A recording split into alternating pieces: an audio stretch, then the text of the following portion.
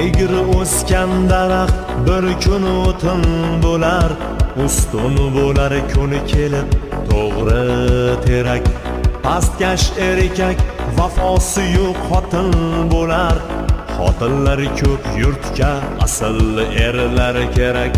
Manmanlariga o'ziga zeb berish oson, fak bo'lib ko'kda ko'krak kerish oson.